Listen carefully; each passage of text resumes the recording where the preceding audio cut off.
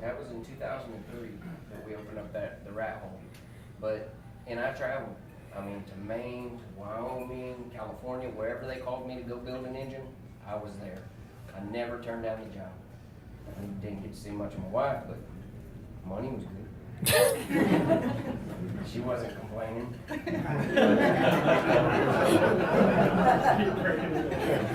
But anyways, so we just kept on going further and further. And it got to a point where the companies that was calling me to go do, was it EC sourcing? They was calling me to go work on, they had mechanics, but they was calling me to Maine, Wyoming, California, Florida to go repair their trucks. Well, then they said, hey, we want you, you're a pilot, we want you to go to all of our locations and tell our mechanics what to do. Can you do that?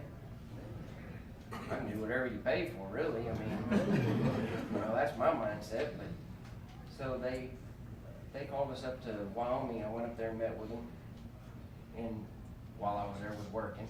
And my mindset is you're going to do whatever they ask you. But they offered me, and I know it sounds like a lot of money. It really does. They offered us. I'm not going to say me. They offered us $325,000 a year for me to go, and they was going to buy me a twin engine plane to fly me, or that I could fly everywhere and go teach their mechanics. And I turned them down. I said no. I said, because if that company goes public and you sell, then where am I? I've lost my name. I've lost what I do. I can't do it. I turned them down. About a year later, I'd say about a year and a half went by. They sold, and I went to work for them at that time. They supplied a service truck and everything for me, because I didn't want somebody pointing a finger at me telling me, you're gonna do this, you're gonna do this. That's not me. I just got to keep going.